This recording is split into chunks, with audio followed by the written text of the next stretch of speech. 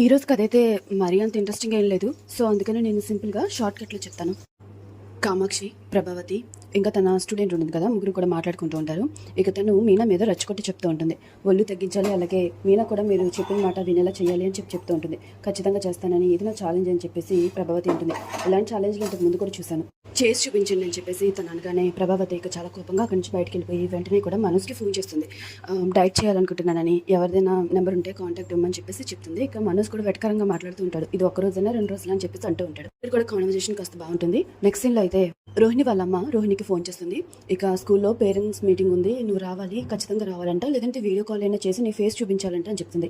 ఆ మాటలకి రోహిణికి అయితే చాలా కోపం వస్తుంది. వాళ్ళ అమ్మని ఫుల్గా తిట్టేస్తుంది. ఇక ఏదో ఒకటి చేస్తానులే అని చెప్పేసి ఫోన్ పెట్టేస్తుంది. ఎలా రేపొద్దున ఇదంతా ఫేస్ చేయాలని చాలా టెన్షన్ పడుతూ పాపం ఆలోచిస్తూ ఉంటుంది. నెక్స్ట్ సీన్లో అయితే బాలు మీనాకి డ్రైవింగ్ నేర్పిస్తూ ఉంటాడు. ఇక్కడ కూడా కాస్త కాన్వర్జేషన్ ఉంటుంది, చాలా సరదాగా ఉంటుంది. ఇందులో మీనా ఫ్రెండ్స్ కనిపిస్తారు. వాళ్ళని మీనా ఎక్కించుకుంటుంది. వాళ్ళు కూడా మీనా కార్ బాగా నడుపుతుంది, మరి పార్టీ ఎక్కడని అడుగుతారు. సరే వెళ్దామని మీనా అంటే, నాకు కొంచెం పని ఉంది, మీ ముగ్గురు వెళ్ళండి అని చెప్పేసి బాలు అంటాడు. ముగ్గురు కూడా భోజనం చేయడానికి వెళ్తారు. ఇక బాలు అక్కడి నుంచి వెళ్ళిపోతాడు. తను ఒక కూరగాయల దుకాణం దగ్గరికి వెళ్తాడు. ఇక అక్కడే అరుణ్ కనిపిస్తాడు అనమాట.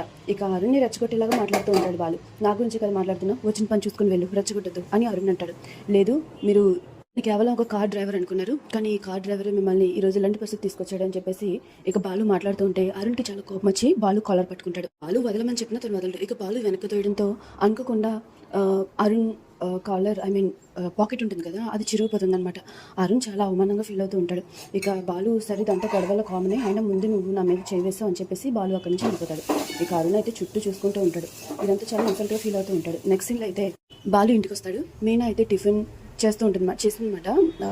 ఇడ్లీ, గారెలు, చికెన్ చేస్తుంది. అది చూడగానే ఇక ప్రభావతికి అయితే నూరు ఊరిపోతుంది. చాలా టెంప్ట్ అవుతుంది, కానీ తినదు. డైటింగ్లో ఉన్నానని చెప్తుంది. బాలు చాలా ఎటకారంగా మాట్లాడుతూ ఉంటాడు. ఇక సీక్రెట్గా వెళ్ళి కిచెన్లో తినేస్తూ ఉంటుంది. అక్కడికి మనోజ్ వచ్చి, ఏం చేస్తున్నావు పిల్ల, ఇదంతా ఎందుకు తింటున్నావు అని అడుగుతాడు. కాస్త హెల్ప్ చేయమని చెప్పేసి అడుగుతూ ఉంటుంది ప్రభావతి. సరే అని మనోజ్ కూడా హెల్ప్ చేస్తాడు. ఆ తర్వాత మొత్తం అందరూ హాల్లో ఉంటారు. ఇక బాలుకి అయితే కనిపెట్టేస్తాడు, కానీ కనిపెట్టిన సరే మాట్లాడు. సీక్రెట్గా తిన్న వాళ్ళకి అరగదని, పొట్లో కోళ్ళు పరిగెడతాయని, వాంతులు అవుతాయి, విరోచనలు అవుతాయి అని చెప్పేసి మాట్లాడుకుంటూ చాలా ఫన్నీగా చేస్తూ ఉంటాడు. నెక్స్ట్ ఇల్లు అయితే సత్యం ఇలా అంటూ ఉంటాడు, స్కూల్కి త్వరగా వెళ్ళాలి, వాళ్ళ మీటింగ్ ఉందని చెప్పేసి.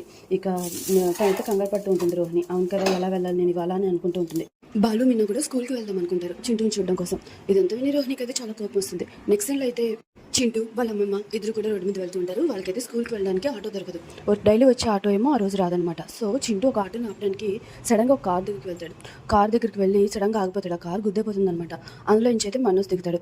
మనోజ్ అయితే సారీ చెప్తాడు. చూసుకోలేదండి అని అంటే, నీ తప్పు లేదులే బాబు, చింటూ తొందరపడి వచ్చేసాడు అని వాళ్ళ అమ్మమ్మ నచ్చ చెప్తుంది. ఇక చింటూ అయితే మనోజ్ని స్కూల్ దగ్గర డ్రాప్ చేయమని అడుగుతాడు. సరే అని చెప్పేసి మనోజ్ అంటాడు. వాళ్ళ అమ్మమ్మ అయితే చాలా భయపడిపోతూ ఉంటుంది, ఏమవుతుందో అని చెప్పేసి. ఇక్కడితో అయితే ఈరోజు ఎపిసోడ్ కంప్లీట్ అవుతుంది.